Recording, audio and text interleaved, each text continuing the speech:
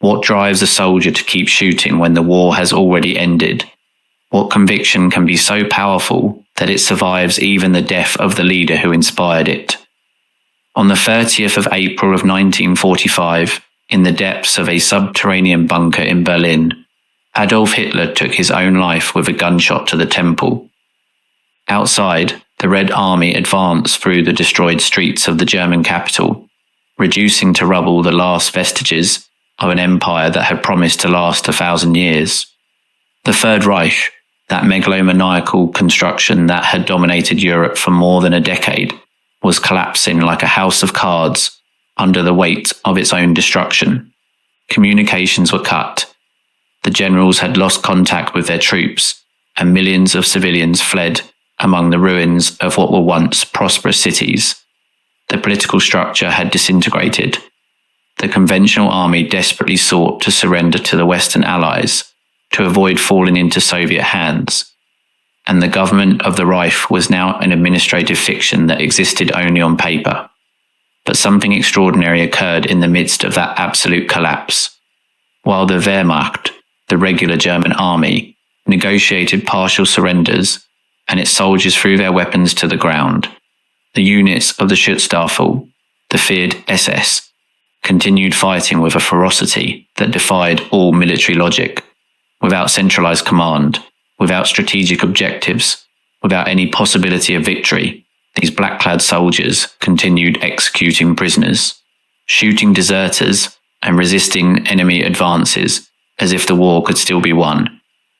In the concentration camps, the SS guards continued the massacres until the last moment, destroying evidence and murdering witnesses, while the Allied tanks roared miles away. In the streets of Berlin, youths of the Nordland Division and the Charlemagne fought house by house against infinitely superior Soviet forces, preferring to die among the rubble rather than pronounce the word surrender. How to explain this suicidal obstinacy? What invisible force kept these soldiers standing when everything around them was crumbling? The answer is not found in military strategy nor in political calculation. It is found in something much deeper and more disturbing: an oath. A personal commitment pronounced years ago, with the right hand raised over a black flag adorned with skulls, which linked the life of every member of the SS, not with Germany, not with the state, not with the Nazi Party, but with a single individual, Adolf Hitler. That oath, repeated in ceremonies loaded with mysticism and pagan symbolism, had transformed military obedience into religious devotion. Loyalty had converted into faith, and faith, as the Allies would discover in the days following the capitulation, does not die with the death of the prophet. In the following pages, we will explore one of the most disturbing phenomena of the Second World War: the refusal of the SS to surrender, even when their leader had disappeared, when their country had capitulated, and when continuing to fight meant only prolonging the suffering without hope of victory. We will discover how a paramilitary organization transformed into an armed sect, how systematic indoctrination erased the capacity for critical thought in hundreds of thousands of individuals, and how the cult of Hitler's personality reached such extreme dimensions that his physical death could not extinguish his presence in the minds of his most devoted followers. But we will also face uncomfortable questions about human nature, about the limits of obedience, and about the ease with which an ideology can convert ordinary people into instruments of absolute destruction. Why did the SS refuse to surrender? To answer this question, we must delve into the darkness of the Third Reich, understand the psychological architecture that Himmler built over years, and examine the mechanisms that transformed ordinary youths into fanatics willing to die for a lost cause. The journey begins in the final days of April 1945, when the sky of Berlin turned red and the world held its breath before the spectacle of an empire being consumed in the flames of its own madness. The spring of 1945 arrived in Europe, enveloped in smoke and ashes. In the east, the Soviet divisions advanced unstoppably toward the heart of Germany, dragging with them 4 years of accumulated suffering and a thirst for revenge that manifested itself in every conquered town. In the west, The American, British, and French forces crossed the Rhine and penetrated German territory almost without resistance, finding entire cities hoisting white flags before the first Allied soldier appeared on the horizon. Between both fronts, millions of German civilians fled toward the west, carrying suitcases and pushing carts full of possessions, trying to escape the Soviet troops whose arrival they anticipated with dread. The highways had converted into rivers of desperate humanity, women with children in arms, the elderly dragging their feet, unarmed soldiers who had abandoned their units to try to save their lives. The landscape of Germany in those days was that of a country that had ceased to exist as an organised nation. The cities, which for years had sustained the myth of an invincible civilization, were reduced to skeletons of stone and twisted metal. Dresden, Hamburg, Cologne, Munich, names that evoked centuries of culture and prosperity, had transformed into synonyms for destruction. The Allied bombings had converted urban centres into lunar landscapes, where solitary chimneys rose like tombstones over mountains of rubble. The trains had stopped running because the tracks were destroyed, and the stations converted into improvised shelters for homeless families.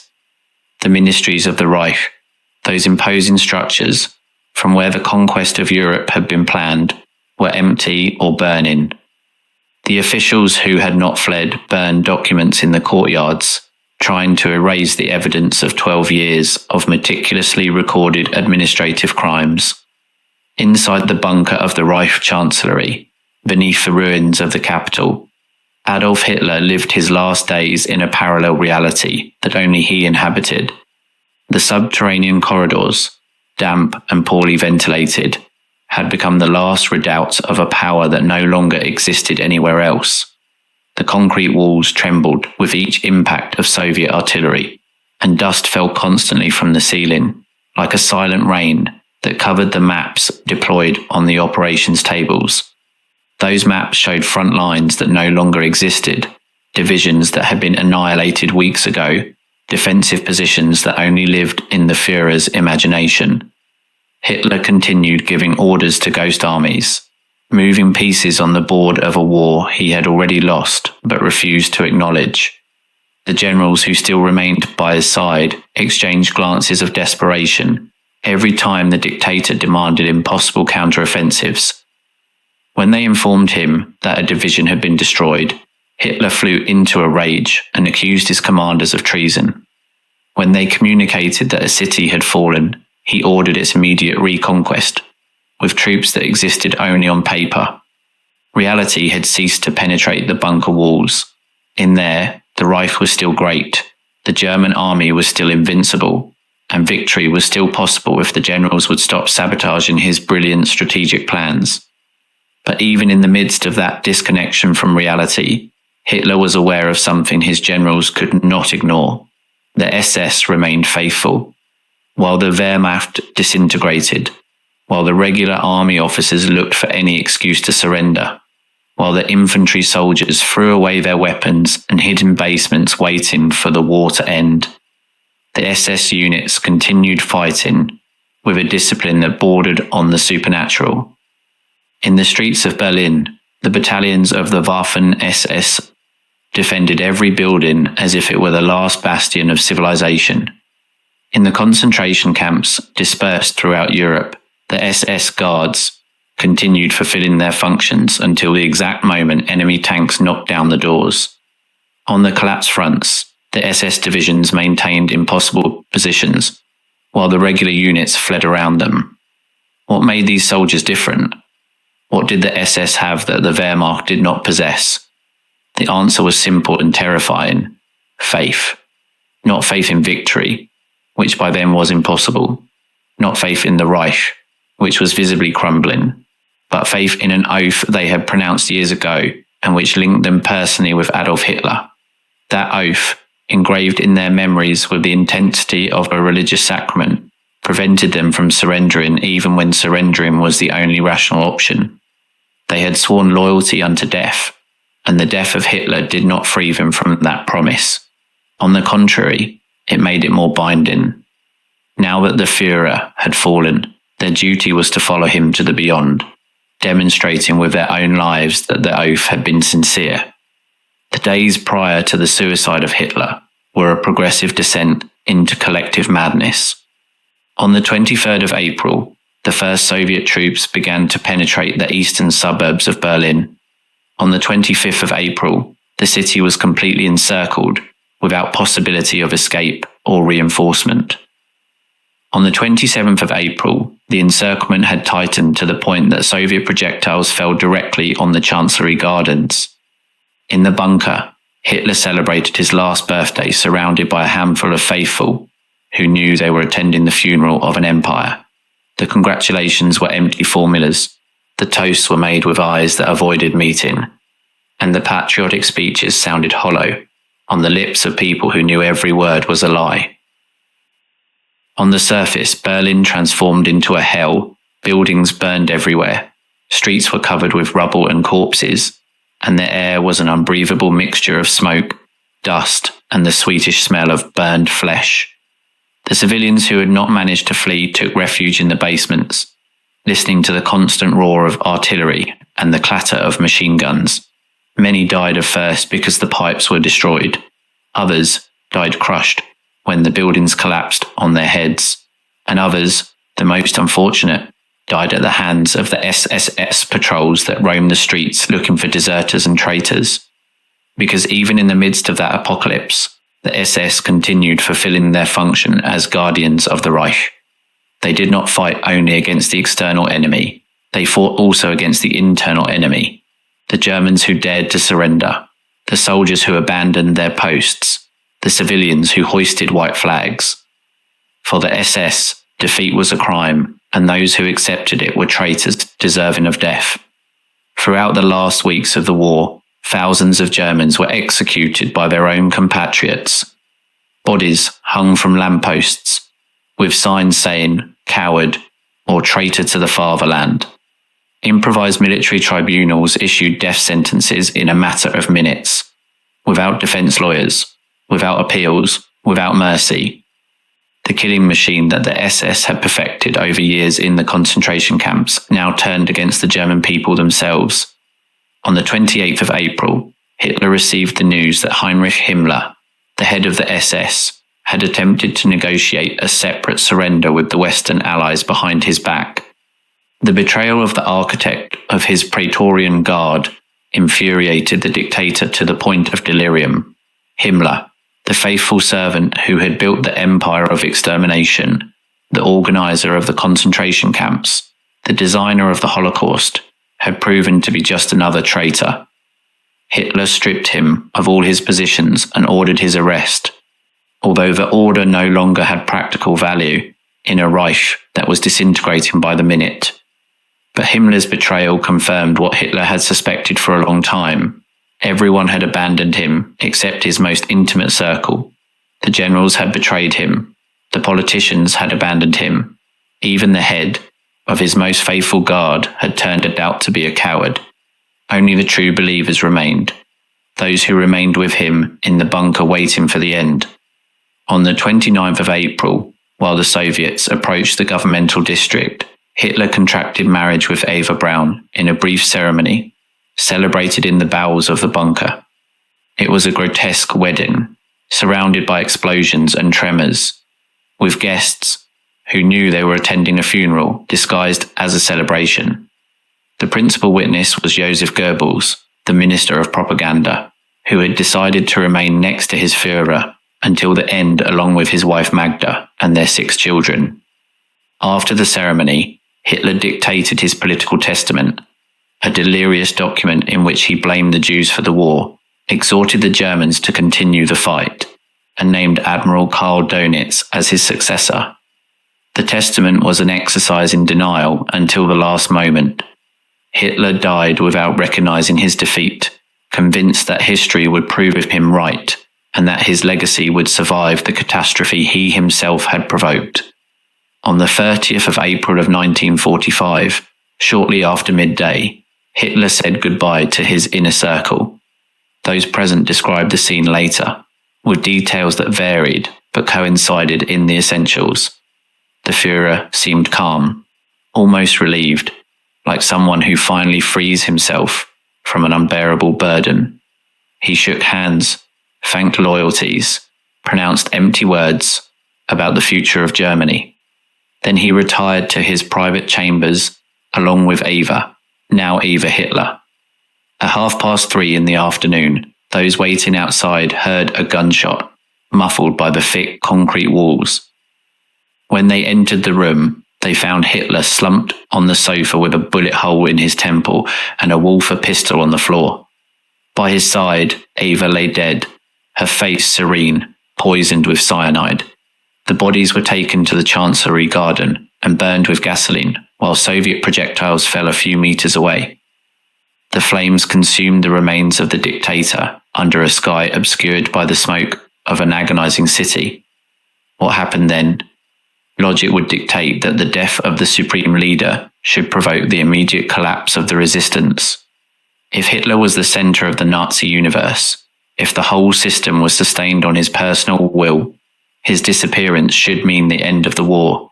But logic did not work in the world that Hitler had created. In the hours following his death, something extraordinary occurred. The SS continued fighting as if nothing had changed. In some sectors of Berlin, SS officers hid the news from their troops to avoid demoralization. In others, they confirmed it, but ordered to continue the resistance in the name of the fallen Führer. In the concentration camps, the guards continued murdering prisoners. On the distant fronts, the SS divisions continued defending lost positions. The Reich had died, but its Praetorian Guard refused to accept it. How to explain this persistence? How to understand that thousands of soldiers continued dying for a cause that no longer existed? To answer these questions, we must go back in time, abandon the smoking ruins of Berlin, and delve into the history of the organization that Heinrich Himmler built over 2 decades.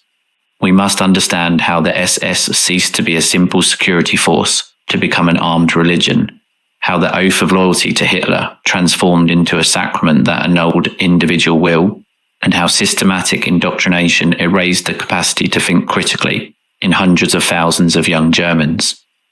Only in this way will we be able to understand why the SS refused to surrender, even when surrendering was the only possible option. The history of the Schutzstaffel began modestly in 1925 as a small bodyguard unit charged with protecting Adolf Hitler during his public appearances. The name meant Protection Squad, and its original function was simply to guarantee the personal security of the leader of the National Socialist Party. In those early years, the SS was an insignificant organization, completely eclipsed by the SA, the brown shirts of Ernst Röhm that counted millions of members and constituted the true shock force of the Nazi movement. The SS were barely a few hundred devotees who guarded the doors of the rallies and escorted the Führer in his movements. No one would have imagined then that this small guard would become the most powerful and feared instrument of the Reich. Everything changed in 1929 when Heinrich Himmler was named Reichsführer SS.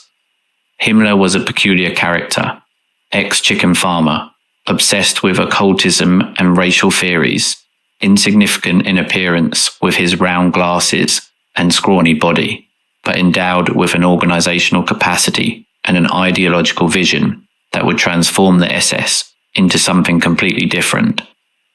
Where others saw a simple security guard, Himmler saw the embryo of a new racial aristocracy, an order of modern knights destined to purify Germany and dominate Europe.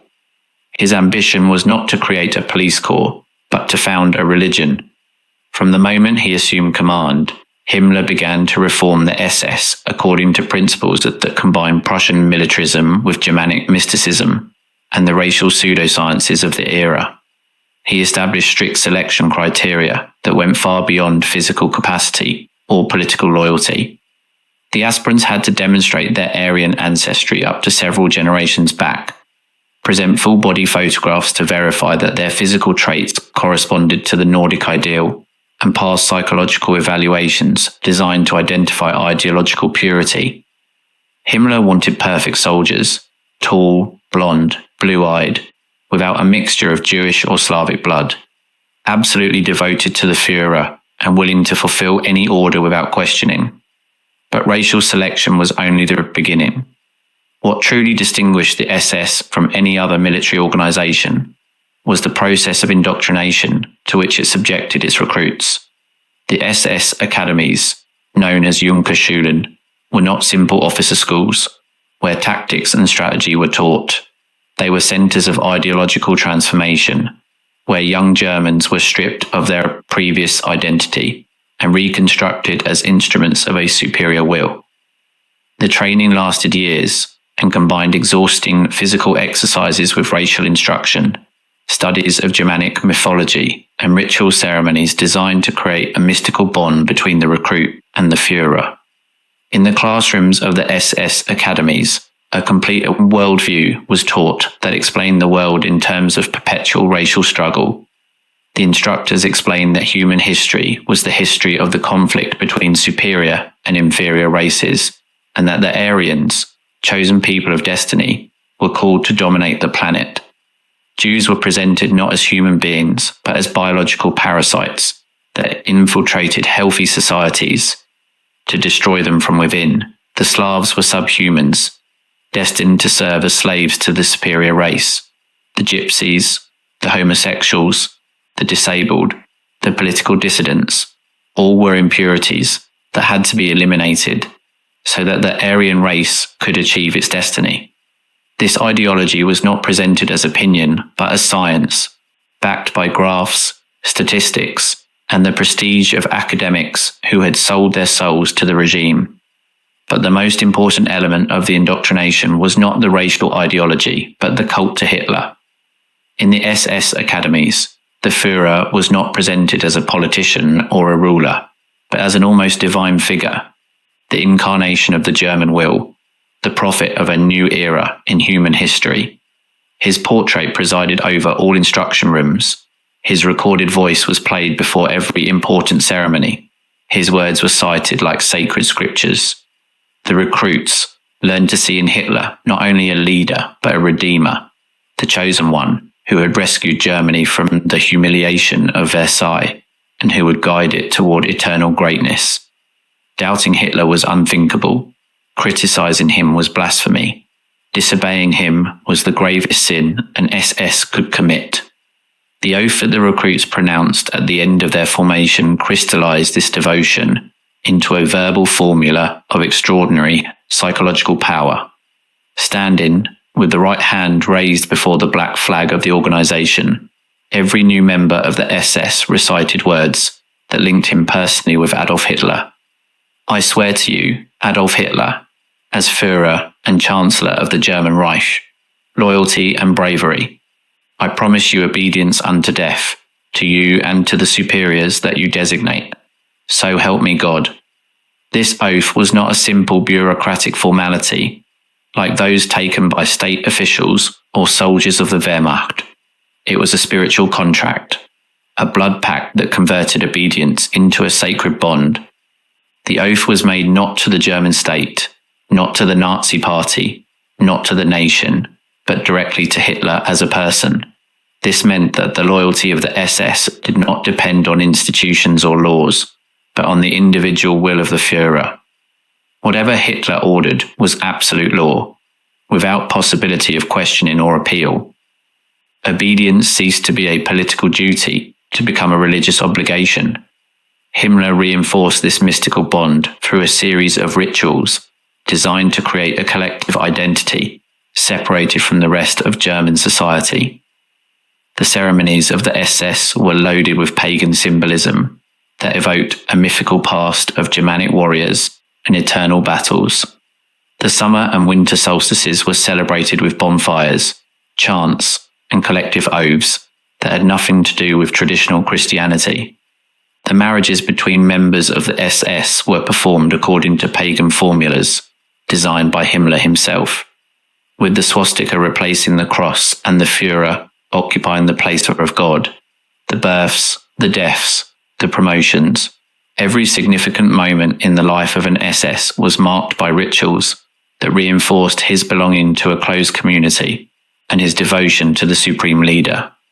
The symbolic centre of this political religion was the castle of Wewelsburg in Westphalia, which Himmler acquired in 1934 and transformed into the temple of his order. The stone towers and galleries were meticulously restored to create a sacred space where the high commands of the SS could meet in ceremonies loaded with mysticism. On the lower floor of the castle, Himmler designed a circular room known as Gruppenführersaal, decorated with a mosaic in the shape of a black sun that would become one of the darkest symbols of Nazism. There the 13 Supreme Knights of the SS were to meet, like a perverted version of the Knights of the Round Table, to guard the purity of the Germanic race and plan the future of the Reich. Wewelsburg Castle was more than a meeting place. It was a declaration of intentions. Himmler saw the SS not as a temporary organization, but as the nucleus of a new civilization that would last millennia. The soldiers who formed under its banners were not simple combatants, but the founders of a racial aristocracy that would rule Europe and eventually the world. Their descendants would inherit the conquered land and perpetuate Aryan purity for generations. In this grandiose vision, individual sacrifice did not matter. What mattered was the collective mission, the fulfillment of a historical destiny that transcended individual lives. This conception of the SS as a mystical order had direct consequences on the behavior of its members during the war. When Hitler launched the invasion of Poland in September 1939, the SS units did not act like conventional troops.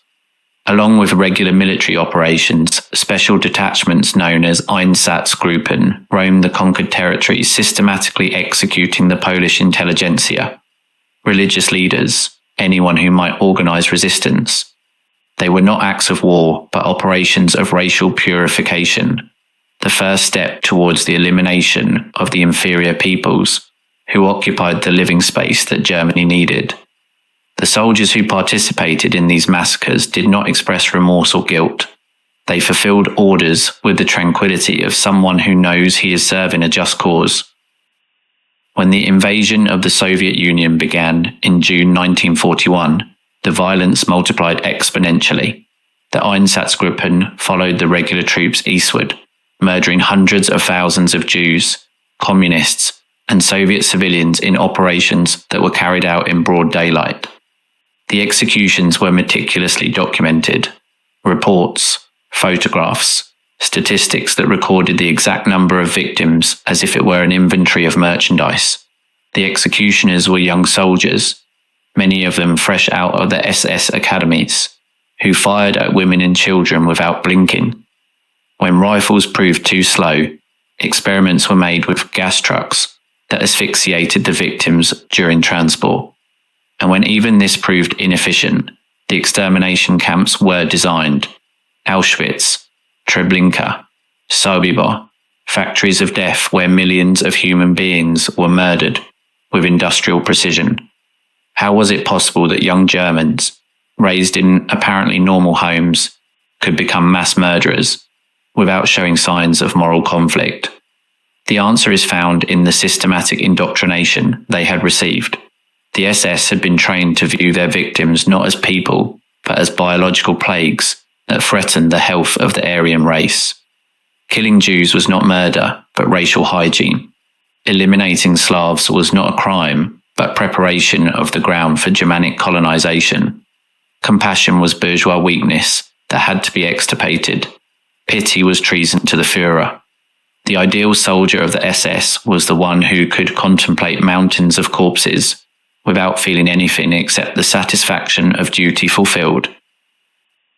Himmler expressed this philosophy with chilling clarity in a speech pronounced before SS officers in Posen in October 1943. I want to speak to you with all frankness about a very grave matter. I refer to the evacuation of the Jews, the extermination of the Jewish people. It is one of those things of which it is easy to speak. The Jewish people will be exterminated, says any party member. It is evident, it is in our program, elimination of the Jews. Extermination, we will do it. And then they all come, these 80 million good Germans, and each one has his decent Jew. Of course, the others are pigs, but this one is a first-class Jew. Of all those who speak like this, not one has observed, not one has endured. The majority of you know what it means when 100 corpses lie together, when 500 lie there, or when 1,000 lie there. To endure this, and leaving aside exceptions caused by human weakness, to remain decent, that has made us hard. This is a glorious page of our history that has never been written and never will be written. This speech revealed the essence of SS fanaticism, the conviction that cruelty was virtue, that the capacity to murder without remorse was a sign of moral strength, that participating in the extermination of millions of human beings was a noble sacrifice that history would recognize someday. The officers who listened to these words did not protest or question. They nodded their heads, proud to belong to an elite capable of performing what others did not dare even to contemplate. They had been trained for this for years. Their consciences had been anesthetized by indoctrination to the point that they felt nothing when ordering executions or supervising gas chambers. This institutionalized fanaticism explains why the SS did not surrender when Hitler died. For them, surrendering was not a military option, but a spiritual treason. The oath they had pronounced linked them with the Führer beyond death. Hitler might die physically, but his will lived on in the words of the oath that every SS had pronounced. Surrendering would mean acknowledging that everything had been a lie, that the sacrifices had been useless, that the crimes committed had no justification. It was easier to die than to face that truth.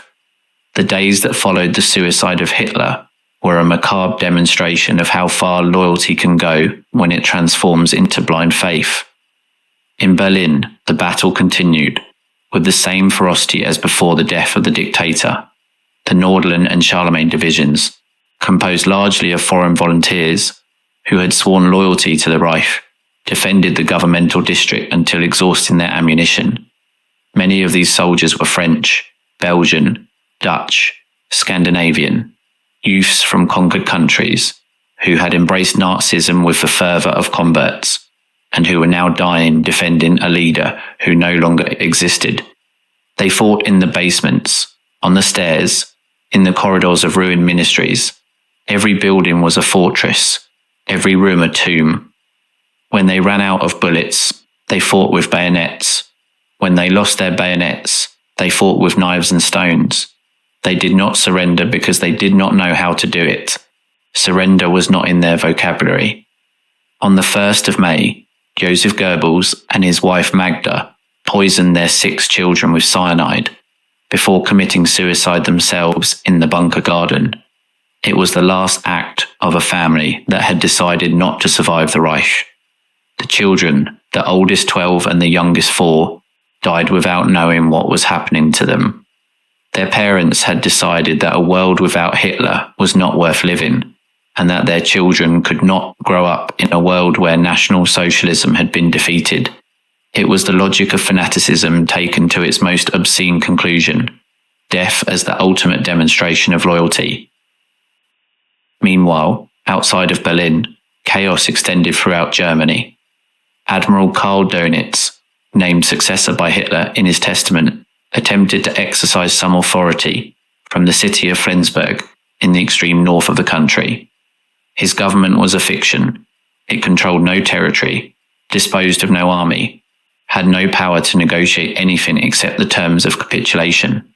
His only objective was to gain time so that the greatest possible number of Germans could flee toward the west, escaping the Soviet troops whose arrival everyone feared. Dönitz knew the war was lost, and that any additional resistance would only prolong the suffering without changing the outcome. But his authority barely reached a part of the Wehrmacht. The SS, faithful to their own internal logic, ignored his orders. For many SS commanders, Dönitz was nothing more than an official of the twilight, a naval bureaucrat without legitimacy to give orders to the Führer's soldiers. Hitler was dead, but his oath remained valid. The only authority the SS recognized was that of the supreme leader, and in his absence, the authority fell upon the oath itself. Each SS officer interpreted his duty according to his own conscience, but that conscience had been molded for years to not conceive surrender as an option. The result was a fragmentation of power that prolonged the violence for days and weeks after the official capitulation. On the 8th of May of 1945, at 23 hours and 1 minute, Germany signed the unconditional surrender in Reims, France. The document established the cessation of all hostilities on all fronts. The following day, a second surrender ceremony took place in Berlin before Soviet representatives to confirm the total capitulation of the Reich. The war in Europe had officially ended. Millions of people celebrated in the streets of London, Paris, Moscow, New York. The bells chimed, fireworks illuminated the skies, crowds danced embracing strangers. Nazism had been defeated. The continent could begin to heal its wounds. But in the forests of Bohemia, in the mountains of Bavaria, in the villages of Austria, small groups of SS soldiers continued fighting. They had not received orders to surrender, or they had received them and ignored them. For these fanatics, the signing of a document in a distant city changed nothing. They had sworn loyalty to Hitler, not to Dönitz or any other successor. As long as they had ammunition, as long as they could hold a weapon, their duty was to fight. Surrender was treason, and traitors deserved death. In Czechoslovakia, the SS resistance prolonged until the 11th of May, 3 days after the official capitulation. The Soviet troops had to launch a specific offensive, known as the Prague Offensive, to reduce the last defenders of the Reich. It was a bloody battle against soldiers who knew they were going to die, but who refused to surrender. Some tried to fight their way toward the American lines, expecting more lenient treatment than they would receive from the Soviets. Others preferred to fight to the end, convinced that dying in combat was preferable to capture. And others, seeing themselves cornered, committed mass suicide, fulfilling to the last moment the oath of loyalty to Hitler. In Austria, the situation was similar. Groups of SS entrenched themselves in the Alpine valleys, waiting for a war that had already ended. Some commanders fantasized about the possibility of establishing a mountainous redoubt where Nazism could survive, an impregnable fortress from where to launch someday the reconquest of Germany. They were delusions of fanatics who refused to accept reality, but they caused unnecessary deaths during the weeks following the capitulation. The Allies had to dedicate significant resources to pursue and capture these dispersed groups, which represented a minor but real threat to the stability of the occupied territories. Why did they continue fighting? What did they hope to achieve? For many, the answer was simply that they did not know how to do anything else. The SS had been their life for years. The black uniform was their identity, the oath their reason for being, obedience their only moral code. Without the Reich, without Hitler, without the war, they had nothing. They were hollow inside, emptied of everything except the fanaticism that had been instilled in them. Surrender would mean recognizing that they had wasted their lives serving a monstrous cause. It was easier to die than to face that truth. For others, the calculation was more pragmatic. They knew that what they had done during the war was unforgivable. They had participated in massacres. They had supervised concentration camps. They had signed orders of deportation and extermination. War trials were inevitable, and evidence against them abounded in the meticulously kept archives of the Reich. Capture meant trial, and trial meant condemnation. Better to die fighting than to face the justice of the victors. And for some, there was a specific element of fear that intensified the desperation, the fear of the Soviets. The troops of the Red Army arrived in Germany carrying 4 years of accumulated suffering. 20 million Soviet citizens had died during the war, many of them at the hands of the SS in the extermination operations of the Eastern Front. The Soviet soldiers had seen villages razed, families massacred, compatriots executed for the simple fact of being Slavs. They did not come to Germany in a spirit of reconciliation. They came to exact revenge. The Soviet reprisals against the SS prisoners were brutal. In many cases, the captured soldiers were summarily executed without prior trial. Those who survived were sent to prisoner camps in Siberia, where conditions were so harsh that many died of cold, diseases, or forced labor. For an SS officer, falling into Soviet hands equaled a slow death sentence. This certainty drove many to fight desperately to reach the Western lines, where they expected a more humane treatment, or to commit suicide when capture was inevitable. But even those who managed to surrender to the Western Allies faced a grim future. The Americans, British and French, had discovered the concentration camps weeks before the end of the war. The images of Dachau, Birkenwald, Bergen-Belsen had horrified the world. The piles of skeletal corpses, the still warm crematoria, the survivors who looked like living ghosts. Everything revealed the magnitude of the Nazi crimes. Public opinion in the Allied countries demanded justice. There would be no clemency for those responsible. In the months following the capitulation, hundreds of thousands of SS members were captured and interned in Allied prisoner camps. The interrogations began immediately, seeking to identify the most notorious war criminals.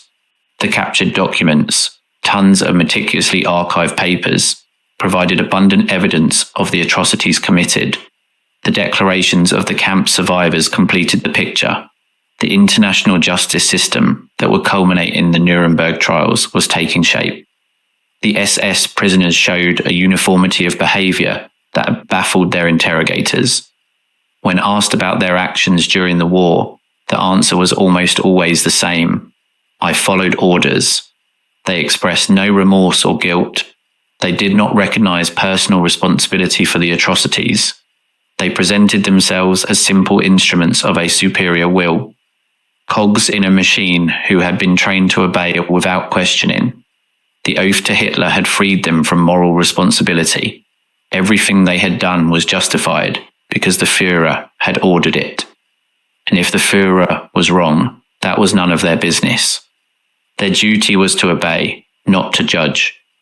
This response, repeated thousands of times in interrogations throughout Europe, revealed the depth of the psychological damage that the SS indoctrination had caused.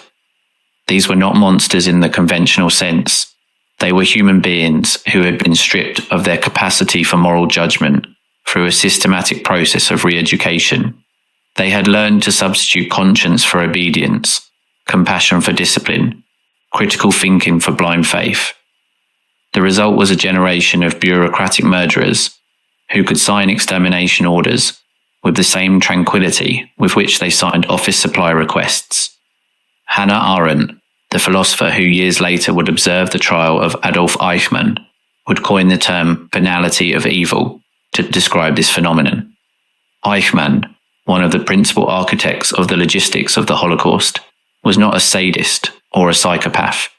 He was a grey bureaucrat, a mediocre official who had found his place in the machinery of extermination and had operated it with administrative efficiency. He did not personally hate the Jews. He simply followed orders, optimized processes, improved statistics. The death of millions was for him a logistical problem, not a moral one. This capacity to separate the action from the ethics, to commit atrocities without feeling guilt, was the final product of the SS indoctrination. The Nuremberg trials, which began in November of 1945, attempted to establish individual responsibilities for the crimes of the Nazi regime. In the defendant's dock sat the principal surviving leaders of the Reich: Göring, Hess, Ribbentrop, Keitel, Speer, and others. The SS was declared a criminal organization in its totality, which meant that simple membership in it was evidence of guilt. But judging hundreds of thousands of individuals was impossible. Many escaped justice, hiding under false identities, fleeing to South America, or being protected by clandestine networks of sympathizers. The so-called ratlines, or ratlines, were escape routes that allowed thousands of Nazis to flee Europe to countries like Argentina, Brazil, Paraguay, Syria, and Egypt. These networks counted on the collaboration of Catholic priests, Vatican officials, intelligence services of various countries, and businessmen who saw utility in the technical knowledge of the fugitives. Adolf Eichmann escaped to Argentina, where he lived under a false name until the Israeli Mossad captured him in 1960. Josef Mengele, the Auschwitz doctor known for his inhuman experiments, died a free man in Brazil in 1979. Klaus Barbie, the butcher of Lyon, was protected by American intelligence and lived in Bolivia until 1983, when he was finally extradited to France. The escape of these criminals was possible in part because the Cold War was beginning. The Western powers, now facing the Soviet threat, found the Nazis useful if they knew the secrets of the regime or could provide information about the communist enemy. Denazification, that ambitious process that sought to purge Germany of all trace of National Socialism, lost momentum as geopolitical priorities changed. Many former SS members were released from prisoner camps, reintegrated into society, and even employed in the new security services of West Germany. Justice yielded to convenience. For those who remained in Germany, the post-war was a period of silence and denial. Former SS members hid their past, destroyed compromising documents, invented cover stories. Some transformed into respectable citizens, businessmen, civil servants, professionals who rebuilt their lives as if the Reich years had been a parenthesis that was best forgotten. Others lived in the shadows, tormented by memories they could not share with anyone. And others, the most disturbing, experienced no conflict at all. They remembered the Reich years with nostalgia, convinced that the cause had been just and that only betrayal and bad luck had prevented victory. The silence of German society about the Nazi past lasted decades. In the 40s and 50s, the priority was reconstruction, raising destroyed cities, restoring the economy, creating jobs, feeding the population. There was no time or energy to face uncomfortable questions about what had happened during the war. Parents did not speak to their children about their experiences. Photograph albums were purged of compromising images. Uniforms were burned. Medals were hidden. Memories were buried at the bottom of the collective memory. It was only in the 1960s when a new generation of Germans began to demand answers. University students, born after the war, interrogated their parents about their participation in the Nazi regime. What had they done during the war? Had they been Nazis? Had they known about the concentration camps? The answers were evasive, defensive, full of excuses. We didn't know. We were just following orders. We were victims too. The student movement of 1968 took these questions to the streets, accusing their parents' generation of having participated in war crimes and refusing to face their responsibility. This generational confrontation was painful but necessary. For the first time, Germany began to seriously examine its Nazi past. Historians investigated archives that had remained closed for years. Journalists tracked down war criminals living under false identities. Artists and writers explored the collective trauma through films, novels, and plays. The process of Vergangenheitsbewältigung, literally overcoming the past, became a central element of contemporary German culture. The memorials erected in the places of the atrocities were not designed to celebrate but to remember. The Dachau concentration camp, the first that the Nazis established in 1933, was preserved as a museum and place of commemoration. The barbed wire, the watchtowers, the barracks, the crematoria ovens, everything was preserved as silent testimony of what had happened there. In Auschwitz, the greatest extermination center of the Reich, a museum receives millions of visitors every year who walk through the same corridors that the victims traveled, observe the mountains of shoes, suitcases, and human hair that are preserved as evidence, and leave with a visceral understanding of the meaning of the Holocaust, that no book can provide. In Berlin, where the Reich celebrated its greatest triumphs and suffered its final defeat, memorials multiply. The Memorial to the Murdered Jews of Europe, inaugurated in 2005, occupies an immense space near the Brandenburg Gate, 2,711 concrete stelae of different heights that create an undulating and disorienting landscape, designed to provoke discomfort and reflection. The Topography of Terror, a documentation centre built on the ruins of the Gestapo headquarters, presents the history of the Nazi repressive apparatus with chilling details. The Memorial to the German Resistance remembers those who opposed the regime and paid with their lives. Every monument is a stone on the path of memory, a reminder that the past cannot and must not be forgotten. But the memory of Nazism is not limited to Germany. The Holocaust has become a universal symbol of absolute evil, a reference that transcends borders and cultures to represent how far human cruelty can go when combined with ideology and technology. In universities around the world, the Nazi period is studied not as an isolated episode in German history, but as a permanent warning about the dangers of totalitarianism, propaganda, and blind obedience. The testimonies of the survivors, recorded and preserved in archives like the Shoah Foundation of Steven Spielberg, guarantee that the voices of the victims continue to be heard when they themselves can no longer speak. The question we posed at the beginning of this text, why the SS refused to surrender after the death of Hitler, thus finds its deepest answer. They did not refuse because they believed they could win the war. They did not refuse because they had some strategic plan. They refused because they had been transformed into believers of a faith that admitted no surrender. The oath they had pronounced had converted them into instruments of a will that transcended their own lives. Hitler might die, but the oath remained valid. The Reich might fall, but the mission continued. Defeat was impossible because defeat would mean acknowledging that everything had been a lie, and that was something their programmed minds could not accept. The fanaticism of the SS was not an accident or an aberration.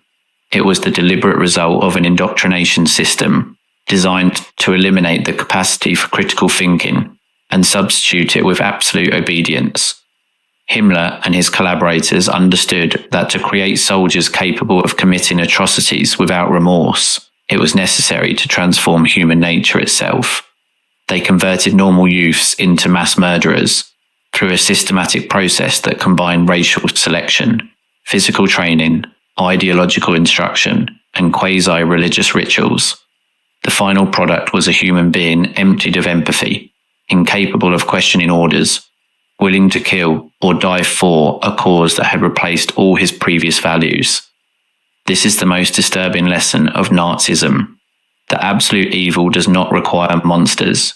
It requires systems that select, indoctrinate, reward obedience and punish dissent. Systems that provide ideological justifications for cruelty. Systems that fragment responsibility until no one feels guilty of anything. The concentration camps did not function thanks to exceptional sadists, but to ordinary bureaucrats who fulfilled their functions without wondering where the process as a whole led. The trains that transported victims toward death were operated by railway workers who only cared that they arrived on time. The gas chambers were maintained by technicians who only thought about the efficiency of the mechanism. Every cog in the machine functioned with precision because none felt responsible for the final result. This is also the warning that the legacy of the SS leaves us for the future. Fanaticism is not a phenomenon of the past.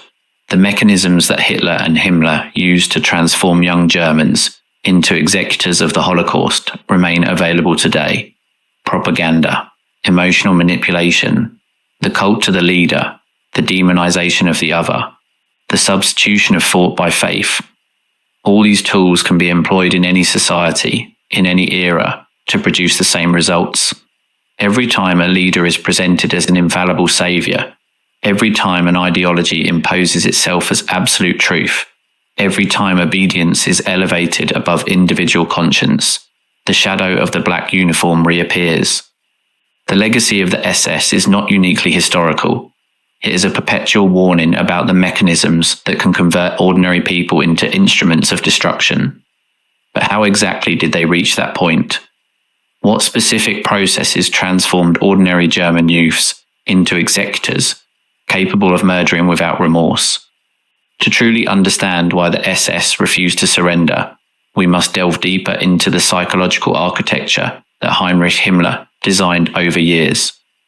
We must examine the rituals, the ceremonies, the instruction manuals, and the speeches that molded the minds of hundreds of thousands of individuals until converting them into believers of a faith that admitted no questioning. The process began long before a young German pronounced the oath of loyalty to Hitler. It began in childhood, in the schools of the Reich, in the youth organizations of the party, in the homes where the Führer's portraits occupied the place that formerly corresponded to saints or family ancestors. From 6 years of age, German children were incorporated into the Deutsches Jungvolk, the youth organization that served as a vestibule to the Hitler Youth. There they learned songs that glorified the Führer, participated in ceremonies that imitated the rituals of the party, and were instructed in a simplified version of the racial ideology that they would later absorb in its complete form. The instructors taught them that Germany was the nation chosen by destiny, that the Aryans constituted the superior race destined to dominate the world, and that Adolf Hitler was the prophet sent to fulfill that sacred mission. At 14 years old, the youths passed to the Hitlerjugend proper, where the indoctrination intensified and the physical training acquired a pre-military character. The adolescents marched, camped, learned to handle weapons, and participated in competitions designed to foster aggressiveness and the spirit of sacrifice. The instructors repeated constantly that weakness was the worst of sins, that compassion was a bourgeois defect that had to be eradicated, and that the supreme destiny of every German was to die for the Führer if the fatherland demanded it. These ideas were engraved in the young minds, with the intensity of a religious mantra, repeating day after day, week after week, year after year, until they became an inseparable part of personal identity. For those who aspired to enter the SS, the selection process was especially rigorous. It was not enough to demonstrate political loyalty or physical capacity. The candidates had to present genealogical documentation, proving the purity of their Aryan blood up to several generations back. They had to undergo exhaustive medical exams, verifying that their bodies corresponded to the Nordic ideal: height above average, athletic complexion, facial features conforming to the pseudo-scientific standards of the time. Full-body photographs were evaluated by special commissions that rejected those presenting any deviation from the established model. Aspirants with family histories of mental illness, alcoholism, or criminality were automatically discarded. Himmler wanted perfect soldiers, racial specimens without blemish, who could physically represent the ideal that the SS pretended to incarnate. Those who passed these initial filters entered the officer academies, the feared Junkerschulen, where the true transformation began. The training lasted between 2 and 3 years, depending on the rank to which one aspired, and combined exhausting physical exercises with systematic ideological instruction. The recruits were subjected to endurance tests that pushed the body to the limit of its capabilities, forced marches of tens of kilometers with full gear, sleepless nights, exposure to extreme weather conditions, combat exercises that frequently resulted in injuries. The objective was not solely to strengthen the body, but to break the individual will and reconstruct it according to the patterns desired by the organization. What happened in the classrooms of these academies? What was taught to the future SS officers that prepared them to commit atrocities without blinking? The answers are found in the instruction manuals and in the testimonies of those who survived the regime and decided to speak. Ideological education occupied as important a place as military training. Instructors dedicated hours daily to explaining the National Socialist worldview in its most elaborate form. They studied the racial pseudoscience that classified human beings into hierarchical categories according to their ethnic origin. They analysed the supposed dangers that Jews represented for European civilization. Passages from Mein Kampf were memorized as if they were sacred scriptures. They discussed conspiratorial theories that presented the Aryan race as a perpetual victim of Judeo-Bolshevik machinations. But the instruction went beyond theory.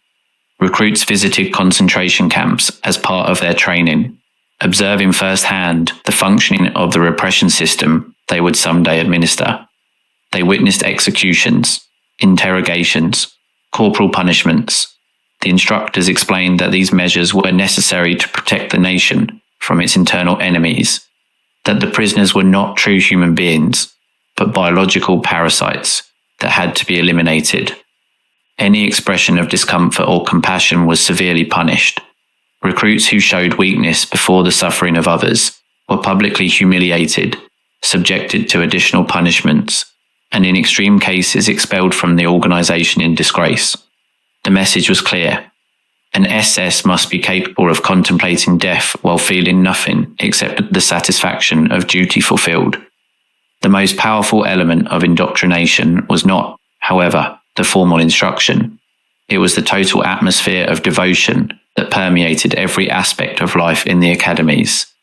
The walls were decorated with portraits of Hitler, with flags of the organization, with runic symbols evoking a mythical past of Germanic warriors. Meals began and ended with salutes to the Führer. Dormitories were organized according to principles of absolute military discipline. Every moment of the day, from waking to curfew, was regulated by a schedule that left no room for individual thought.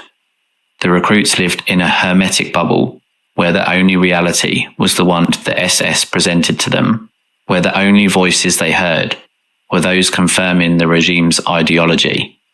How to resist such intensive indoctrination? How to maintain critical thought when the whole environment conspires to annul it? The answer is that very few achieved it. Human beings are social creatures, profoundly influenceable by our environment, especially during adolescence and early youth, when personal identity is still forming. The youths entering the SS academies arrived already predisposed by years of previous indoctrination in the party's youth organizations. They wanted to belong. They wanted to be accepted. They wanted to be part of an elite that promised them power, prestige, and a sense of transcendent purpose. Resisting meant isolation, marginalization, possibly punishment. Adapting meant belonging to a community, the respect of peers, the approval of superiors. Social pressure did the rest. The oath that recruits pronounced at the end of their formation crystallized this entire process in a verbal formula of extraordinary psychological power. It was not a simple bureaucratic commitment like those sworn by state officials. It was a blood pact, a sacred promise linking the individual to Adolf Hitler in a personal and untransferable manner. The ceremony was conducted at night, under the light of torches, with recruits formed in perfect rows facing the organization's black flag. The silence was absolute as each one pronounced the words of the oath, with the right hand raised to the sky. I swear to you, Adolf Hitler, as Führer and Chancellor of the German Reich, loyalty and bravery. I promise you obedience unto death. The collective voice resonated in the night air like a religious chant, and in that moment, the youths felt they were transforming, leaving their previous identity behind to become something new, something greater than themselves, instruments of a will transcending their individual lives. What psychological effects did this oath produce? Subsequent studies on the behavior of SS members reveal that the act of pronouncing the oath created a cognitive commitment difficult to break.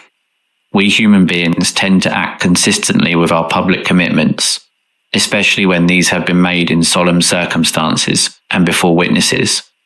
Once the recruit had sworn loyalty unto death, his mind worked unconsciously to justify that commitment, to find reasons validating the decision made.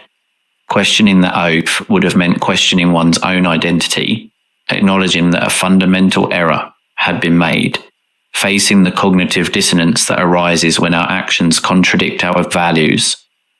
It was psychologically easier to believe that the oath was correct, that the cause was just, that orders should be obeyed without questioning.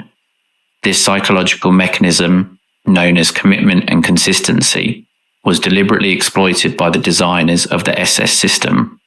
Every step in the indoctrination process was calculated to create progressively greater commitments that trapped the individual in a spiral from which it was increasingly difficult to escape. First, a small commitment was asked: wearing the uniform, participating in ceremonies, memorizing slogans. Then greater commitments were asked: denouncing comrades who expressed doubts, participating in acts of violence against regime enemies, witnessing executions without showing emotion. Every step prepared the next, and every step made return more difficult. When the recruit finally pronounced the blood oath, he had already travelled so long a path that the alternative of turning back seemed impossible. But the indoctrination did not end with the oath. Throughout their careers in the SS, members continued receiving ideological instruction that reinforced the beliefs instilled during initial training. The internal publications of the organization, like the magazine Das Schwarze Korps, provided a constant diet of propaganda that demonized the enemies of the Reich and glorified Hitler as an almost divine figure. Himmler's speeches to the officers insisted on the sacred mission of the SS, on their responsibility as guardians of racial purity, on their duty to execute without hesitation the orders of the Führer. Periodic ceremonies, especially solstice celebrations, renewed the sense of belonging to a mystical community transcending the ordinary world. Wewelsburg Castle, that medieval fortress that Himmler transformed into the temple of his order, played a central role in this spiritual dimension of the SS. The high commands of the organization gathered there in ceremonies, whose exact content remains a subject of debate among historians, but whose quasi-religious nature is indisputable. In the castle crypt, decorated with the symbol of the Black Sun, rituals were performed evoking pagan Germanic traditions. Participants lit torches, pronounced ritual formulas, invoked the blood of their ancestors. Himmler saw these ceremonies as the foundation of a new religion that would eventually replace Christianity, a faith based on racial purity and obedience to the Führer that would rule Europe for centuries. Is it surprising that individuals subjected to this level of indoctrination were incapable of surrendering when their leader died? Is it strange that they continued fighting when all hope of victory had disappeared? The oath they had pronounced was not a simple formality that could be abandoned when circumstances changed. It was the foundation of their identity, the cornerstone upon which they had built their sense of who they were and what they existed for. Breaking the oath would have been equivalent to destroying themselves, to recognizing that everything they had believed was a lie, to facing the magnitude of the crimes they had committed in the name of that faith. For many, death was preferable to that confrontation with the truth. The final days of April of 1945 were the crucible where this sickly loyalty reached its most extreme expression. As the Reich crumbled around them, as cities burned, and enemy armies advanced unstoppably, the soldiers of the SS continued executing the orders of a system that had already ceased to exist. In Berlin, the Waffen-SS battalions defended the governmental district with a ferocity that baffled even Soviet veterans, accustomed to facing desperate resistance. In the concentration camps, guards continued massacres until the last moment, destroying evidence and eliminating witnesses as if the Reich could still be saved. On the roads throughout Germany, SS patrols continued hunting deserters and executing those who dared to hoist white flags. What was going through the minds of these soldiers? What thoughts occupied the heads of the officers ordering useless resistance and last-minute executions? The testimonies of survivors, both victims and perpetrators, offer some clues. Many acted out of inertia, following deeply ingrained behavioral patterns, because they knew not what else to do. Others acted out of fear, aware that disobedience could mean immediate death at the hands of their own comrades. Some acted out of genuine conviction, believing until the end in the justice of their cause and in the need to resist to their last breath. and others acted out of desperation, knowing the crimes they had committed condemned them anyway, preferring to die fighting rather than face the justice of the victors. Hitler's suicide on the 30th of April of 1945 did not fundamentally change this dynamic. For the SS soldiers, the Führer's death was not a liberation, but a confirmation. Hitler had chosen to die rather than surrender, demonstrating to the end the purity of his faith. Those who followed him had to do the same. The oath they had pronounced years ago remained valid, perhaps more than ever. Now that the Führer was gone, their duty was to demonstrate they had been worthy of his trust, that the oath had not been an empty formula, but a genuine commitment that would accompany them unto death. In the days following the suicide, this logic manifested itself in multiple ways. Some SS officers gathered their troops to communicate the news and order them to continue resisting in the name of the fallen Führer. Others hid the information from their subordinates to prevent moral collapse, allowing them to continue fighting for a cause that had already lost its leader. Many committed suicide, following Hitler's example with a devotion bordering on the religious, and others continued fighting for days and weeks after the official capitulation, refusing to accept that the war had ended because accepting it would mean recognizing that everything had been in vain. The case of the Nordland Division perfectly illustrates this mentality, composed principally of Scandinavian volunteers who had embraced Nazism with the fervor of converts. This Waffen-SS unit defended the governmental district of Berlin until the last moment. The Danish, Norwegian, and Swedish soldiers who formed its ranks had abandoned their countries of origin to join the anti-communist crusade of the Reich. Many had broken with their families, abandoned their careers, burned their bridges with the past to dedicate themselves completely to the National Socialist cause. When Hitler died, they had nothing left to return to. Their countries of origin considered them traitors. Their families had repudiated them. Their only identity was that of SS soldiers, and that identity could only exist in the context of war. Without the Reich, without Hitler, without the mission, they were nothing. Death in combat was preferable to existence as ghosts, in a world that rejected them. Accounts of the final combats in Berlin describe scenes of violence so intense they seemed taken from a nightmare. The soldiers of the Nordland Division fought in the basements of ministries, in flooded subway tunnels, on the staircases of ruined buildings. They used every bullet as if it were the last, every grenade as if it could change the course of the battle. When they ran out of ammunition, they fought with bayonets, knives, stones, their own hands. The Soviets, expecting to find a resistance weakened by weeks of siege, faced a ferocity that cost them thousands of casualties in the final hours of the battle. It was not a military resistance in the conventional sense. It was a collective immolation, a ritual sacrifice on the altar of a faith that demanded death as the supreme demonstration of loyalty. The Charlemagne Division, composed of French volunteers, showed a similar pattern. These soldiers had betrayed their own country to join the enemy that had conquered it, convinced that National Socialism represented the future of Europe. When the war came to an end, they knew they could not return to France, where trial for collaborationism and probably the firing squad awaited them. But beyond practical calculation, there was in them a genuine conviction driving them to keep fighting. They had believed in Hitler with the intensity of converts, and that faith could not be extinguished with a simple news report of his death. The soldiers of the Charlemagne were among the last to surrender their weapons in Berlin, and many preferred suicide to capture. What can we learn from these extreme cases? What do they tell us about human nature and the mechanisms that can convert loyalty into fanaticism, devotion into destruction? The history of the SS is, ultimately, a story about the power of ideas to transform individuals, for better or worse.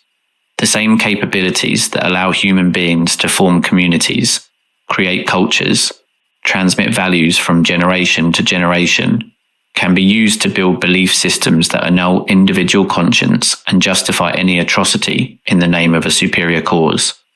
Nazism was not an aberration produced by a particularly evil people. It was the result of universal psychological and social processes that can be activated in any society when the appropriate conditions are met.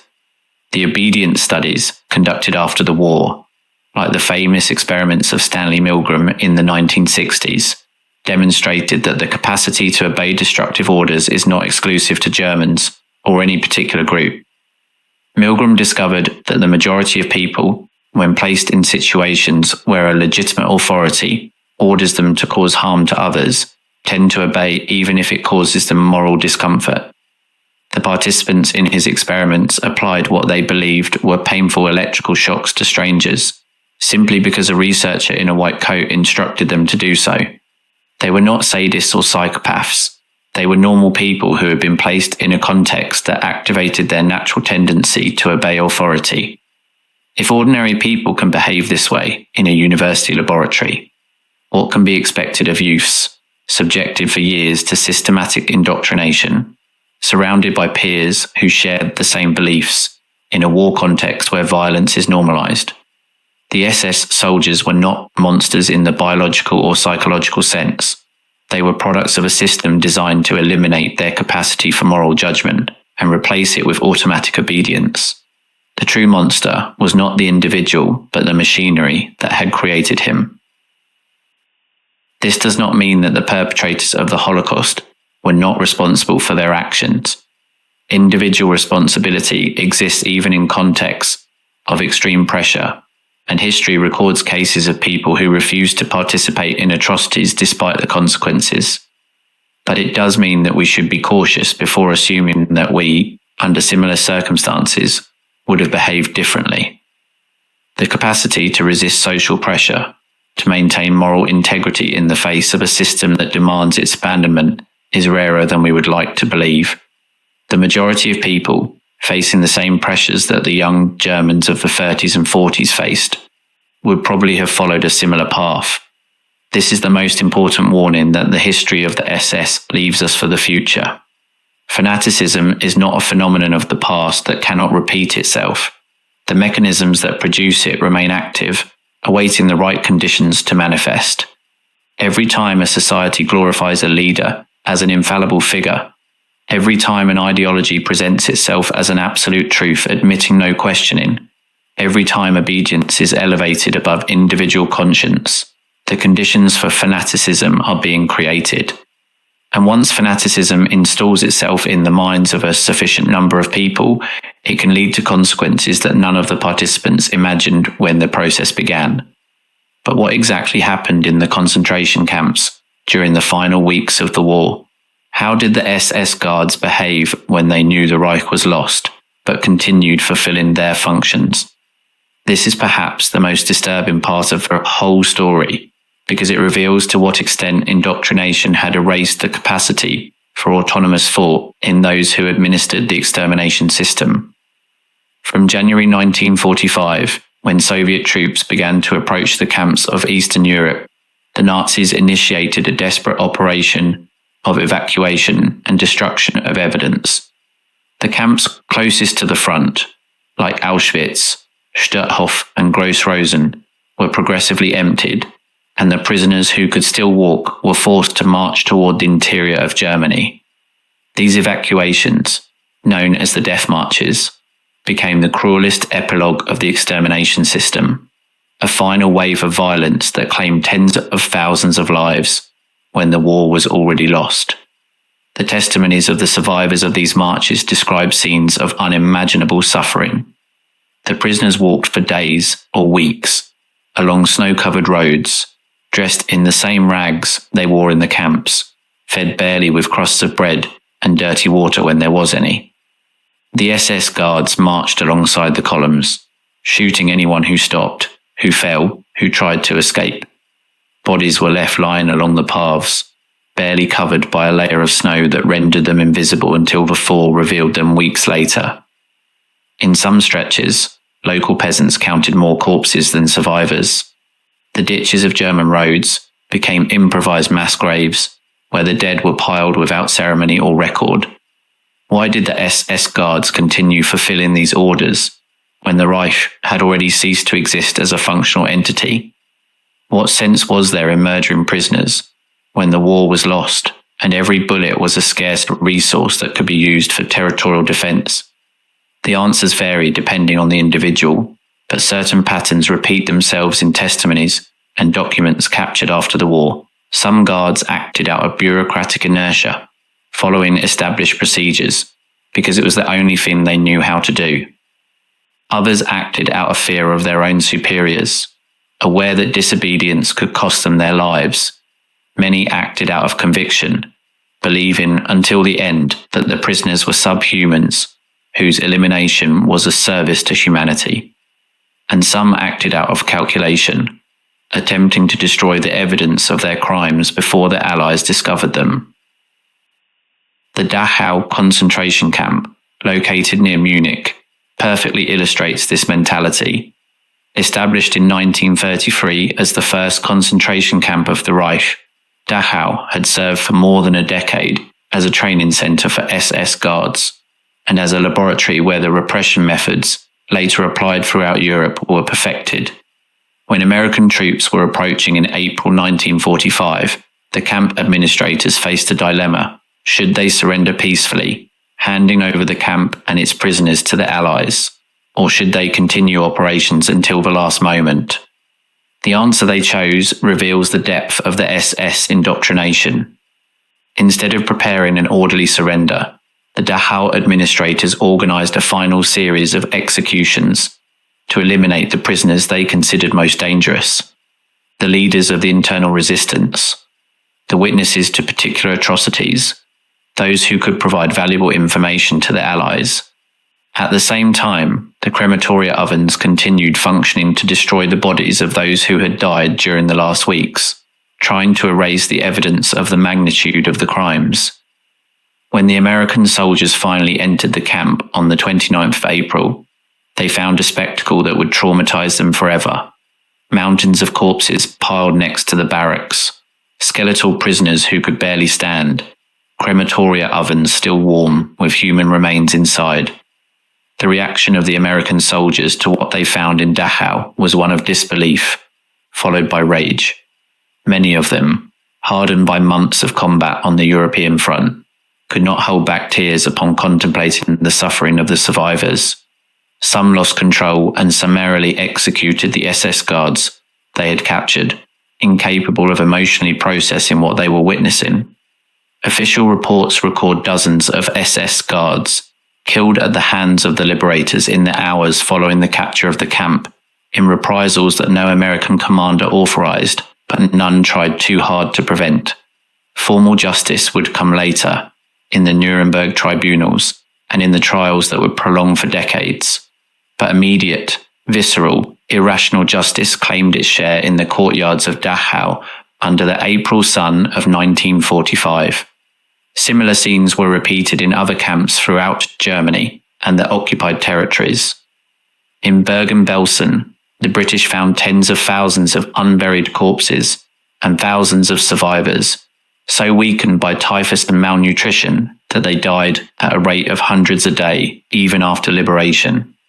In Buchenwald, the Americans discovered the remains of medical experiments performed on prisoners, bodies preserved for anatomical study, tattoos of human skin that the guards collected as trophies.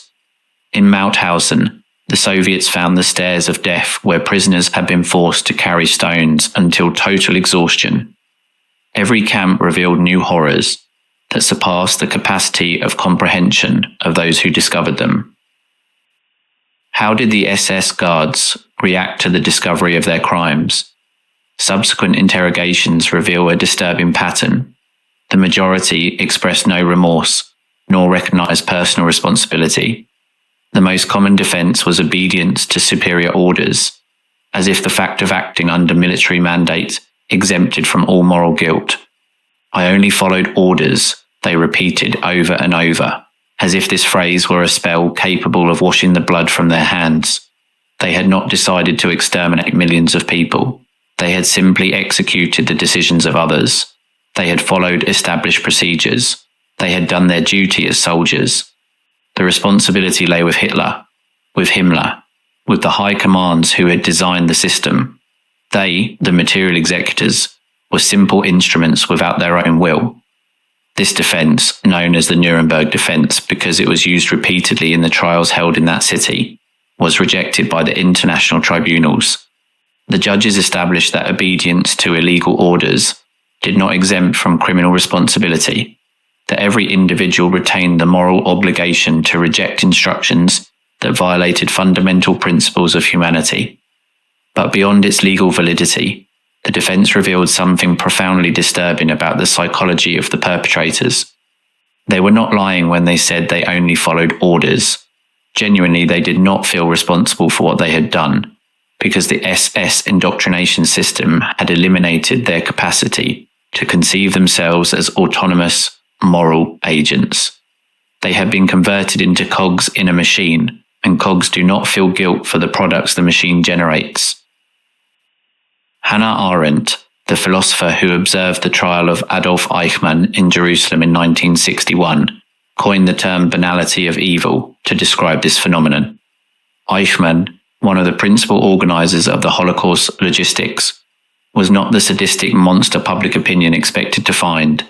He was a grey bureaucrat, a mediocre official, who had found his place in the extermination machinery and had operated it with administrative efficiency. He did not personally hate Jews nor enjoy their suffering. He simply optimized processes, met quotas, improved statistics. The death of millions was for him data on a spreadsheet, not a moral reality requiring reflection. Arendt's concept was controversial in its time and remains so today, but it captures something essential about the functioning of the Nazi system. The crimes of the SS were not committed primarily by exceptional sadists who enjoyed causing suffering. They were committed by ordinary people who had been placed in a system designed to fragment responsibility, normalize violence, and eliminate the capacity for independent moral judgment. The guard pushing prisoners towards the gas chambers did not see the final result of his action. The engineer driving the trains did not know, or preferred not to know, what happened when they arrived at the destination. The officer signing deportation orders did not witness the executions those orders produced. Every participant saw only their small part of the process, and that fragmentation allowed no one to feel responsible for the combined result. This is perhaps the most terrifying aspect of the Holocaust, its industrial, bureaucratic, administrative character. It was not an explosion of irrational violence, but a planned process, organized, documented with obsessive precision. The Nazis kept records of everything, lists of deportees, inventories of confiscated properties, reports on camp operations, mortality statistics. This documentation, captured by the Allies after the war, provided irrefutable evidence of the magnitude of the crimes, but it also revealed the mechanical nature of the extermination. The murderers did not act with passion but with method. They did not shout or lose control. They kept schedules, followed procedures, filled out forms. The death of millions was the product of an assembly line, where every worker did his part without questioning the purpose of the process. How did the Reich arrive at this point? How could a nation that considered itself heir to the European cultural tradition, homeland of Goethe, Beethoven, and Kant, build an extermination machinery of this magnitude?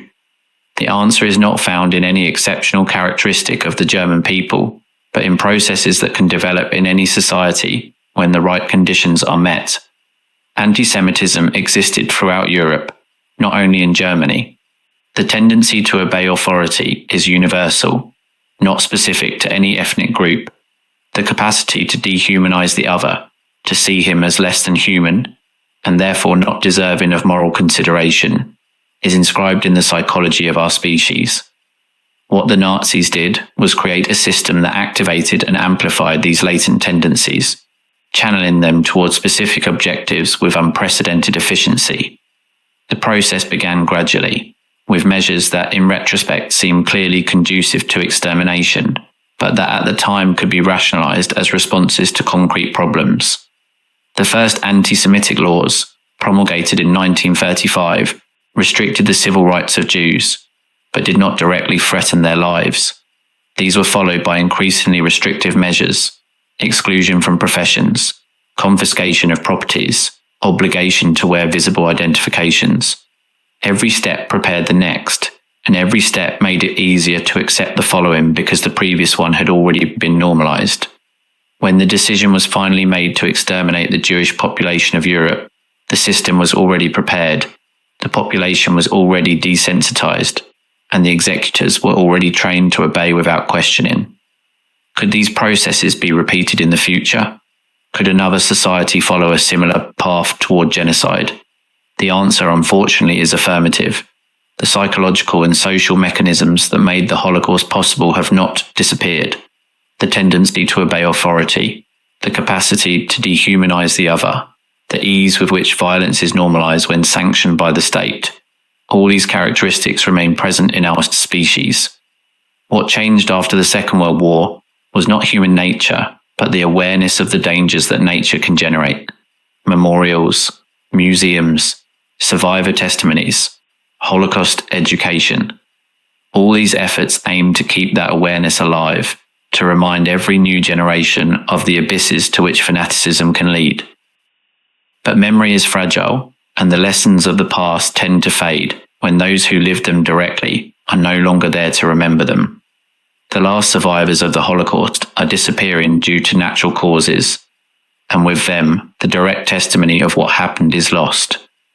New generations know the facts through books, movies, museum visits, but not through the voice of those who experienced them. This temporal distance creates the risk that the Holocaust becomes an abstract historical event, comparable to other tragedies of the past, without the emotional charge that direct testimonies transmitted. And when the Holocaust becomes abstract, the warnings it contains lose their force. That is why it is so important to understand not only what happened, but how it happened. What mechanisms allowed ordinary people to participate in extraordinary crimes. The history of the SS is not the history of monsters, but the history of a system that converted normal people into instruments of destruction. And that history has direct implications for the present, because systems of this type can be built in any society that lowers its guard. Fanaticism does not announce its arrival with obvious signals. It installs itself gradually, step by step, until what seemed unthinkable yesterday seems inevitable today. Let us return now to the final days of the Reich, to that period between Hitler's suicide on the 30th of April and the official capitulation on the 8th of May of 1945. These final days were a crucible, where all the tendencies we have analysed manifested themselves in their most extreme form. The fanaticism that had been cultivated for years found its final expression in acts of desperate violence, collective suicides, and useless resistance that prolonged the suffering without changing the outcome. The soldiers of the SS, deprived of their leader but not of their faith, continued acting as if the mission could still be fulfilled, as if death could give meaning to what life had already denied. In Berlin, the battle continued for 2 days after the suicide of Hitler. The remnants of the SS divisions defending the city ignored the first news of the Führer's death, considering it enemy propaganda designed to demoralize the resistance. When confirmation arrived through official channels, many refused to accept it. Hitler could not die. Hitler was immortal. If his body had perished, his spirit lived on in the oath that each of them had pronounced. The resistance had to continue, not despite the death of the Führer, but precisely because of it. Dying after him was the only way to demonstrate that the oath had been sincere. On the 1st of May, Joseph Goebbels and his wife Magda poisoned their 6 children with cyanide before committing suicide themselves in the bunker garden. The children, whose ages ranged between 4 and 12 years, died without knowing what was happening to them. Their parents had decided that a world without Hitler was not worth living, and that their children could not grow up in a world where National Socialism had been defeated. This decision, which today seems monstrous to us, was consistent with the logic of fanaticism that had guided the lives of the Goebbels for years. For them, the Reich was not simply a political system, but a worldview, a faith that gave meaning to existence. Without that faith, existence itself lacked value. The suicide of the Goebbels family was not an isolated case. Throughout Germany, in the final days of the Reich, thousands of people made similar decisions. Party officials who had dedicated their lives to National Socialism shot themselves in their offices or poisoned themselves with cyanide. SS officers who could not conceive of defeat blew their brains out before enemies captured them. Entire families locked themselves in their homes and turned on the gas valves, preferring to die together rather than face a future without the Führer. Statistics are imprecise, but historians estimate that tens of thousands of Germans committed suicide in the final weeks of the war. A wave of collective self-destruction unprecedented in modern history. What do these suicides tell us about the nature of fanaticism? They reveal that absolute faith can reach a point where death becomes preferable to survival with shattered faith. Those who committed suicide were not fleeing punishment, nor avoiding physical suffering. They were escaping something worse, confrontation with the possibility that everything they had believed was a lie. Living in a world where National Socialism had been defeated would mean acknowledging that the hopes placed in Hitler had been vain, that the sacrifices made in his name had been useless, that the crimes committed to serve him had no justification. Death avoided that confrontation. It allowed keeping the faith intact until the last moment, dying believing instead of living doubting. The Flensburg government, established by Admiral Karl Dönitz after Hitler's death, attempted for a week to maintain some form of authority over the remnants of the Reich. Dönitz, a professional military man rather than a fanatical ideologue, understood that the war was lost, and that any additional resistance would only prolong the suffering without changing the outcome. His objective was to negotiate a surrender that would save the greatest possible number of German lives, especially preventing them from falling into Soviet hands. But his authority was fragile, and many SS commanders ignored his orders. For the soldiers of the SS, Dönitz represented no legitimate authority. Hitler had named him successor in his testament, but Hitler was dead, and the oath they had pronounced was a personal commitment to him, not to any designated successor. The conventional military chain of command did not apply to the SS, which had always considered itself a separate order, responsible only to the Führer. Without Hitler, there was no superior to obey. Each SS commander acted according to his own interpretation of duty, and that interpretation generally meant continuing the resistance unto death. The result was a fragmentation of power that prolonged the violence for days after any coordinated resistance had ceased to be possible. In different parts of Germany, and the territories still controlled by the Reich, SS units continued fighting, while others negotiated partial surrenders. In some places, SS officers executed Wehrmacht soldiers, attempting to surrender.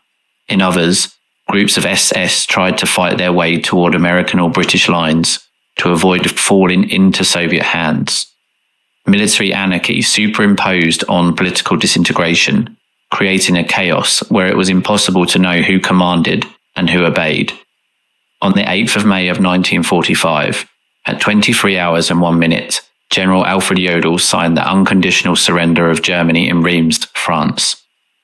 The following day, a second capitulation ceremony took place in Berlin before Soviet representatives, confirming that the war in Europe had ended.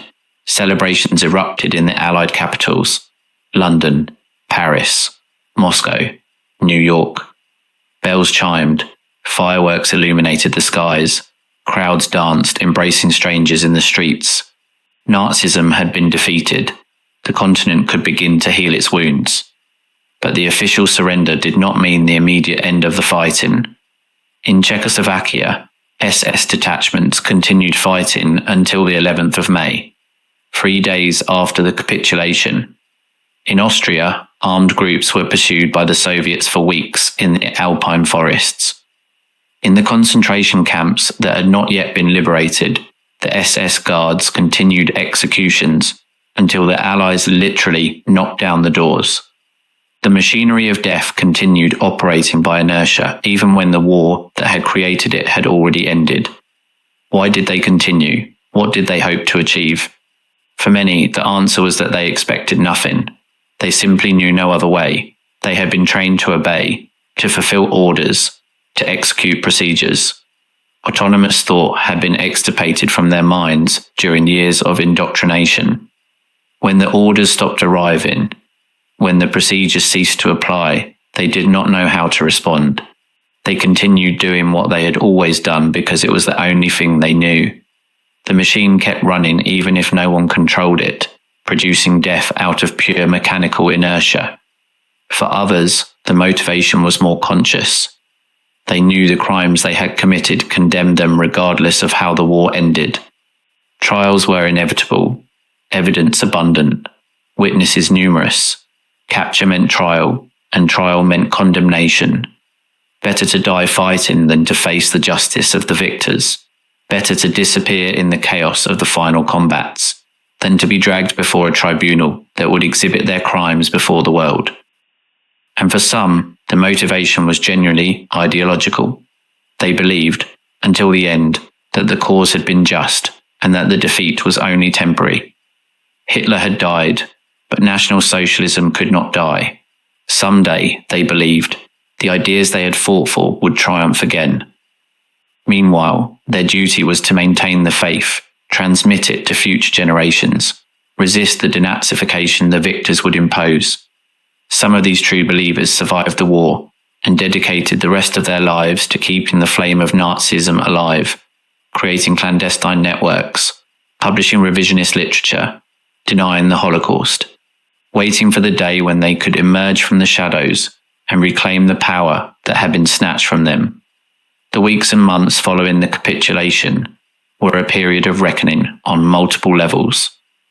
The Nuremberg tribunals, established by the Allied powers, began to process the principal leaders of the Nazi regime who had survived the war.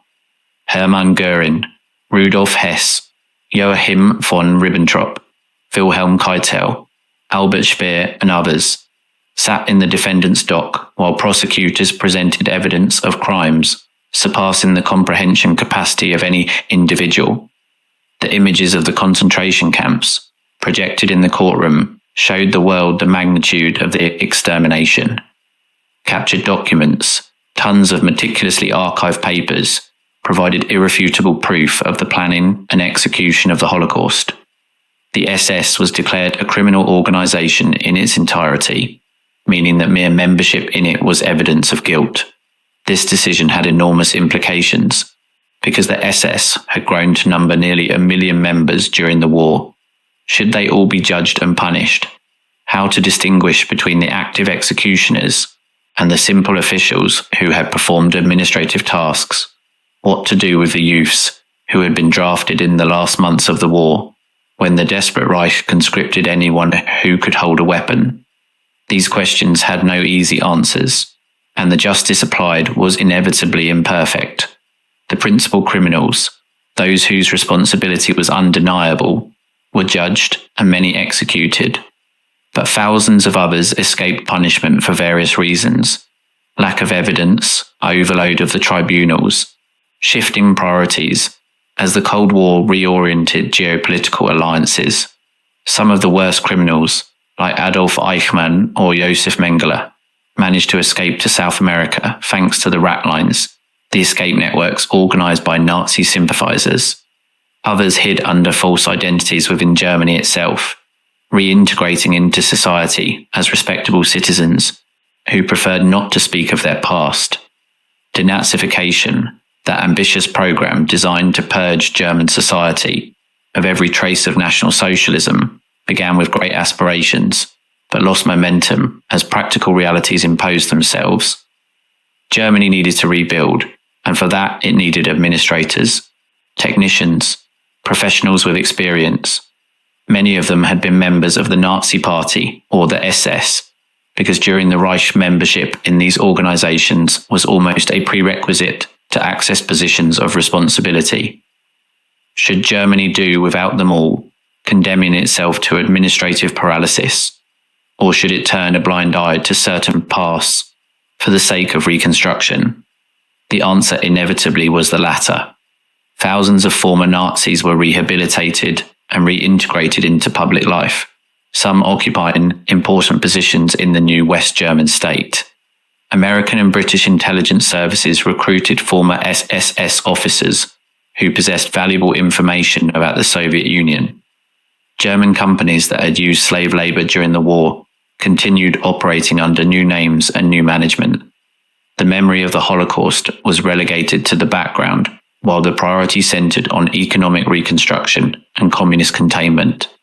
This silence lasted approximately 2 decades. During the 1950s, Germany concentrated on raising the ruins, rebuilding the cities, creating jobs, feeding the population. Uncomfortable questions about the past were avoided, postponed, buried under the urgency of immediate needs. Parents did not speak to their children about what they had done during the war. Photograph albums were purged of compromising images. Uniforms were burned. Medals were hidden. Memories were buried deep in the collective memory. It was the generation born after the war that began to demand answers. University students of the 1960s, children of the economic prosperity of the German miracle, questioned their parents about their participation in the Nazi regime. What had they done during the war? Had they been Nazis? Had they known about the concentration camps? The answers were evasive, defensive, full of excuses.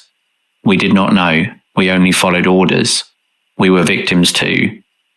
The student movement of 1968 took these questions to the streets, accusing their parents' generation of complicity with the murderous regime and of refusing to face their responsibility. This generational confrontation, although painful, was necessary for Germany to begin examining its Nazi past seriously. Historians investigated archives that had remained closed for years. Journalists tracked down war criminals living under false identities. Artists and writers explored the collective trauma through their works. The concept of Vergangenheitsbewältigung, which can be translated as overcoming the past or confronting the past, became a central element of contemporary German culture. The memorials erected in the places of the atrocities were not designed to celebrate but to remember.